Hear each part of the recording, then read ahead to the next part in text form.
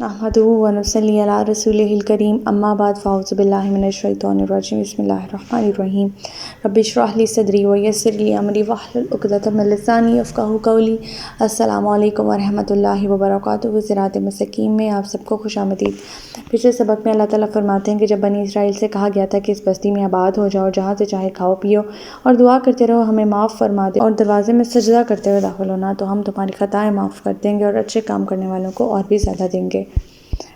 لیکن انہوں میں سے جو ظالم تھے انہوں نے وہ بات ہی بدل ڈالی جو ان سے کہی گئی تھی، پھر اس کے نتیجے میں ہم نے ان پر آسمان سے عذاب بھیج دیا کیونکہ وہ ظلم کیا کرتے تھے۔ اور اللہ تعالیٰ فرماتے ہیں کہ ان سے اس بستی کا بھی حال پوچھے جو سمندر کے کنارے واقع تھی۔ وہ لوگ سبت کے دن احکام الہی کی خلاف ورزی کرتے تھے، ہفتے کے دن تو مچھلیاں بلند ہو کر پانی پر ظاہر ہوتیں اور ہفتے کے علاوہ باقی دنوں میں غائب رہتی تھیں۔ اسی طرح ہم نے انہیں ان کی نافرمانیوں کی وجہ سے آزمائش میں ڈال رکھا تھا۔ اور وہ وقت بھی یاد کرو جب ان میں سے کچھ لوگوں نے دوسرے لوگوں سے کہا کہ تم ایسے لوگوں کو کیوں نصیحت کرتے ہو جنہیں اللہ ہلاک کرنے والا ہے یا سخت سزا دینے والا ہے؟ تو انہوں نے جواب دیا، اس لیے کہ ہم تمہارے پروردگار کے ہاں معذرت کر سکیں اور اس لیے بھی کہ شاید وہ نافرمانی سے پرہیز کریں۔ پھر جب انہوں نے اس نصیحت کو بالکل ہی فراموش کر دیا جو انہیں کی جا رہی تھی تو ہم نے ان لوگوں کو تو بچا لیا جو برائی سے روکتے تھے، اور ان لوگوں کو جو ظالم تھے ان کی نافرمانیوں کی وجہ سے بہت برے عذاب میں پکڑ لیا۔ ہمارا آج کا سبق آیت نمبر 166 سے لے کر آیت نمبر 170 تک ہے، تو آج کا سبق شروع کرتے ہیں۔ بسم اللہ الرحمن الرحیم۔ فَلَمَّا عَتَوْا عَمَّا نُهُوا عَنْهُ قُلْنَا لَهُمْ كُونُوا قِرَدَةً خَاسِئِينَ۔ پھر جب وہ سرکشی کرتے ہوئے وہی کام کرتے رہے جن سے ان کو منع کیا گیا تھا تو ہم نے انہیں حکم دیا کہ ذلیل و خوار بندر بن جاؤ۔ یعنی یہاں پہ بھی اللہ تعالیٰ اسی بات کو کنٹینیو کرتے ہوئے فرماتے ہیں جو سبت کے لوگ تھے، جو کہ سبت کے دن ہفتے کے دن احکام الہی کی خلاف ورزی کرتے تھے، بند بنا دیتے تھے جس بند میں مچھلیاں آ کے پھنس جاتی تھیں اور وہ اگلے دن انہیں پکڑ لیتے تھے۔ ایسے لوگوں کو اللہ تعالیٰ نے ذلیل و خوار بندر بنا دیا۔ یہ بندر جو ہے وہ 3 دن تک زندہ رہے اور پھر مر گئے تھے۔ آیت نمبر 167۔ وَإِذْ تَأَذَّنَ رَبُّكَ لَيَبْعَثَنَّ عَلَيْهِمْ إِلَى يَوْمِ الْقِيَامَةِ مَن يَسُومُهُمْ سُوءَ الْعَذَابِ إِنَّ رَبَّكَ لَسَرِيعُ الْعِقَابِ وَإِنَّهُ لَغَفُورٌ رَحِيمٌ۔ اور یاد کرو جب تمہارے پروردگار نے یہ اعلان کیا کہ قیامت کے دن تک بنی اسرائیل پر ایسے لوگ مسلط کرتا رہے گا جو انہیں بدترین عذاب دیتے رہیں۔ بلا شبہ آپ کا پروردگار مقررہ وقت آ جانے کے بعد عذاب دینے میں دیر نہیں کرتا اور بلا شبہ وہ بخشنے والا مہربان ہے۔ اللہ تعالیٰ نے یہود کو خبردار کر دیا تھا کہ اگر تم اپنی حرکتوں سے باز نہ آئے تو تم پر قیامت تک ایسے حکمران مسلط کر دیے جائیں گے جو تمہیں طرح طرح کے دکھ پہنچاتے رہیں گے۔ تاریخ گواہ ہے کہ یہود کبھی یونانی اور کلدانی بادشاہوں کے محکم بنے رہے، کبھی بخت نظر کے جس نے بیت المقدس کی اینٹ سے اینٹ بچا دی اور ان یہود کی کثیر تعداد کو غلام بنا کر اپنے ساتھ بابل لے گیا۔ پھر یہ لوگ دور نبوی سے پہلے مجوسیوں کے ہاں جو ہے وہ محکم رہے۔ پھر اللہ تعالیٰ نے مسلمان حکمرانوں کو ان پر مسلط فرمایا۔ غرض مالدار قوم ہونے کے باوجود انہیں کہیں بھی عزت نصیب نہیں ہوئی، ہمیشہ محکوم بن کر ہی انہوں نے ذلت کی زندگی گزاری ہے۔ اس 20ویں صدی کے اوائل میں ہٹلر کے ہاتھوں بری طرح پٹے اور اس نے لاکھوں یہودیوں کو بے دریغ قتل کر دیا۔ ان 20ویں صدی ہی کے وسط میں چند حکومتوں کے سہارے تھوڑے سے علاقے پر اپنی حکومت بنائی اور ہم جانتے ہیں کہ وہ کون سی حکومت ہے، مگر امن پھر بھی نصیب نہیں ہے۔ قیامت کے قریب جب دجال کا ظہور ہوگا تو یہ اس کے مددگار ہوں گے۔ پھر سیدنا عیسیٰ علیہ السلام اور ان کے مسلمان رفقا کے ہاتھوں سب کے سب جو ہے وہ تباہ کر دیے جائیں گے، اور ایسا بہت سی صحیح احادیث سے ثابت ہے۔ آیت 168۔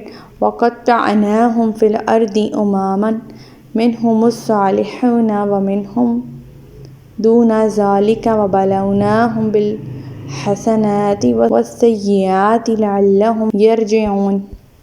اور ہم نے انہیں ٹکڑے ٹکڑے کر کے زمین میں کئی گروہوں میں تقسیم کر دیا، ان میں سے کچھ لوگ تو نیک ہیں اور دوسرے ان سے مختلف ہیں، اور ہم انہیں اچھے اور برے حالات سے آزماتے رہے، شاید وہ اللہ تعالیٰ کی طرف پلٹ آئیں۔ یعنی یہود میں تفرقہ بازی کے عذاب آج تک اللہ تعالیٰ نے فرمایا کہ وہ قائم ہے، جن میں آج کل مسلمان بھی مبتلا ہیں۔ فرقہ واریت میں مسلمان بھی ملوث ہیں، جس کی وجہ سے قوم کی ساکھ ختم ہوتی جا رہی ہے، امت کی وحدت جو ہے پارا پارا ہوتی نظر آ رہی ہے۔ اسی لیے اللہ تعالیٰ نے فرقہ بازی کو عذاب کی ایک مستقل قسم قرار دیا ہے۔ اس آیت سے یہ چیز ثابت ہے۔ آیت 169 فخلف من بعدهم خلف ورثوا الكتاب يأخذون عرض هذا الأدنى ويقولون سيغفر لنا وإن يأتهم عرض مثله يأخذوه ألم يؤخذ عليهم ميثاق الكتاب ألا يقولوا لله إلا الحق ودرسوا ما فيه والدار الآخرة خير للذین یتقون افلا تعقلون۔ پھر ان کے بعد ناخلف لوگ ان کے جانشین ہوئے جو کتاب کے وارث بن کر اسی دنیا کی زندگی کا مال سمیٹنے لگے اور یہ کہتے ہی ہیں کہ ہمیں معاف کر دیا جائے گا، اور اگر ویسا ہی دنیا کا مال پھر ان کے سامنے آئے پھر اسے لے لیتے ہیں۔ کیا ان سے کتاب میں یہ عہد نہیں کیا گیا کہ وہ حق بات کے سوا اللہ سے کوئی بات منسوب نہ کریں گے، اور یہ بات وہ پڑھتے بھی رہے جو کتاب میں مذکور تھی، اور آخرت کا گھر تو اللہ سے ڈرنے والوں کے لیے ہی بہتر ہے۔ کیا تمہیں اتنی بھی سمجھ نہیں؟ اللہ تعالیٰ فرما رہے ہیں کہ یہود کے اسلاف میں سے کچھ لوگ ایسے بھی تھے جو فاسق تھے، اگرچہ اکثریت ان فاسقوں کی ہی تھی، مگر ان کے اخلاف تو بالکل ناخلف اور نااہل ثابت ہوئے۔ انہوں نے کیا کیا کہ اللہ تعالیٰ کی کتاب کو بیچنا شروع کر دیا، دنیا کے کتے بن گئے۔ مزید ستم یہ بھی سمجھتے تھے کہ ہم جسے عمل کر رہے ہیں ہمیں عذاب الہی چھو بھی نہیں سکتا، کیونکہ ہم انبیاء کی اولاد ہیں، اللہ کے چہیتے ہیں۔ پھر بجائے اس کے کہ گناہ کر کے وہ نادم و شرمسار ہوں، توبہ کریں، وہ اور بھی اکڑتے تھے، رشوت لیتے تھے، لوگوں کا مال ہڑپتے تھے، حالانکہ ان سے پختہ عہد کیا گیا تھا کہ وہ کوئی غلط یا ناحق بات اللہ تعالیٰ کی طرف منسوب نہیں کریں گے۔